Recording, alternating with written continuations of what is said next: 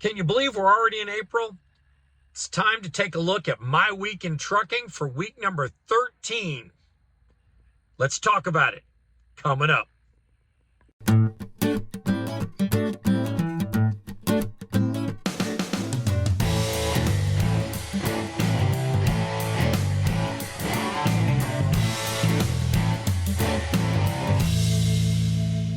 Picture the frustration that people are going through when they apply to a company and then they find out that they've got no trucks available. That sounds like a pretty frustrating situation, doesn't it? But even worse, think about it from the position of the company recruiters working in their office, going through all the steps, getting somebody approved, and no truck available. How does that happen? It happens because the truck manufacturers are not living up to the commitments that they made. They're having problems getting parts, and they can't get the trucks. So when a company's supposed to have 20 or 30 internationals delivered, and then they don't come in, they've got to come up with other solutions. That might mean they get some Freightliners. That might mean they get some Peterbilts. That might mean they get some Kenworths. That might mean they get some of all of them. But it's very frustrating when the trucks that are ordered aren't delivered when they're supposed to be delivered. But I saw a piece of good news when I got to Fort Recovery, our main terminal. Come across a few new trucks.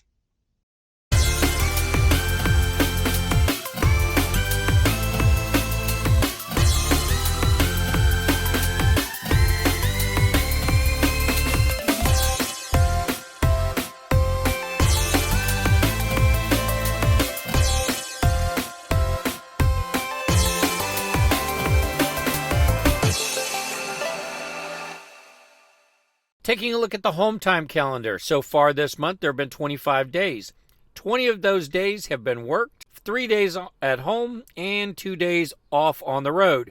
Year to date, there have been 77 days. 61 of those days have been worked, 15 days at home, and 8 days off on the road. Looking at the logs, there were 3,096 dispatch miles, 3,179 logged miles, 3,183 odometer miles. My net average speed for the week was 57 miles per hour. All right, it's time to take a look at my unedited pay statement for the 13th period of 2023. This is the week that ended on March 25th, 2023. The first run went from Greencastle Terminal to Fort Recovery, Ohio. It paid $87.92 for 157 miles. The second run went from the Fort Recovery, Ohio Terminal to the Greer Terminal and had stops in Hanover, Maryland, Seaford, Delaware, Newcastle, Delaware, Warminster, Pennsylvania, Hackensack, New Jersey, and Oakland, New Jersey. It paid $1,408 and had 1,629 miles. The third and final run on this week's settlement went from Greer Terminal to Laredo, Texas. It paid $845 and had 1,309 miles. Now to look at the summary page. The earnings summary for this week had $100 in empty miles, $81 in handling and securement, $100 in layover pay. That's a 34-hour reset on the road. $1,880 for loaded miles, $180 in stop pay. The total was $2,342 for 3,096 miles, or 75.6 cents per mile. Taking a look at the hourly calculation. Keep in mind, truck drivers are not paid by the hour and we do not receive overtime. But it's an interesting calculation to look at.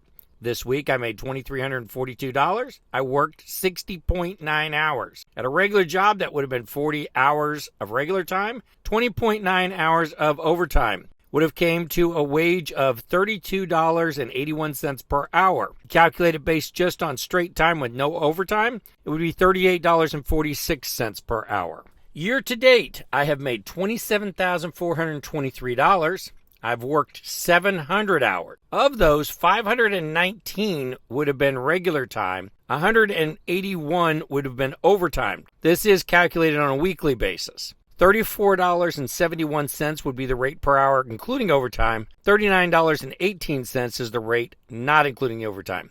This is everything on driveline or on duty.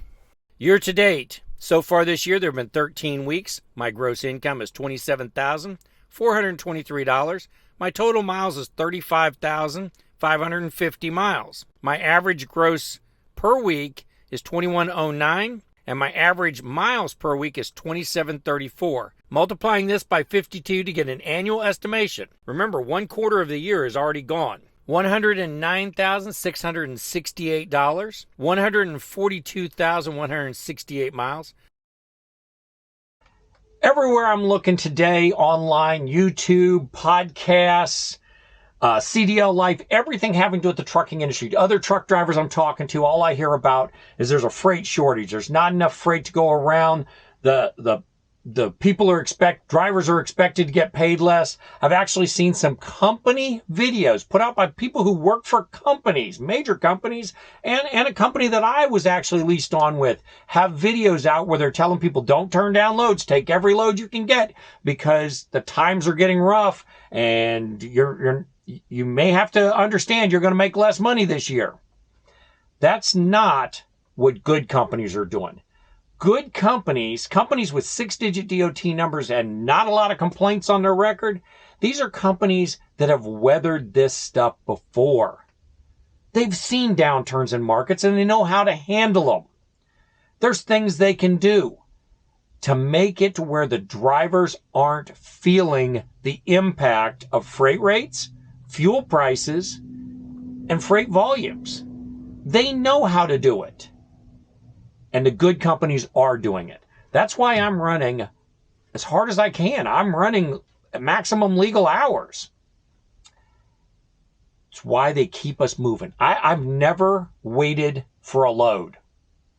Every single time before I get my load delivered, one of the dispatchers has the new load popped up on there. This is what happens with good companies that know how to run things. You got a good owner and a good operating committee, it's going to work. Now, new trucks are finally coming in, and that means that some of the drivers have been here a while, some of the drivers with good safety records, drive a lot of miles, are going to be moving into these new trucks. And when they move into the new trucks, it means that there's going to be some used trucks available. Now, this company's smart, and they only bring on people in areas where they need drivers. I happen to know that they need drivers in Western Ohio and Eastern Indiana. Now, I'm sure there's other places, so always apply. The worst they can tell you is no or not at this time. But I happen to know that that area is a hot area right now, and they need some drivers in Western Ohio or Eastern Indiana. So if you're in that area, hey, reach out, give me a call, and I'll answer the questions the recruiter can't answer. But by all means, feel free. Call our recruiters. They're not going to lie to you. They might not know the answer, but they're not going to lie to you. They'll find somebody who can give you the answer. And I know how frustrating it's got to be one of the recruiters who works really hard, gets a person lined up, gets them all through all the background check and everything, and then finds out there's no truck available. Because people aren't quitting. It's a terrible problem to have. But new trucks means new drivers. And our owners ordered 40 new trucks. 20 Kenworths, 20 Peterbilts. Until next week, make sure you're enjoying every day at work.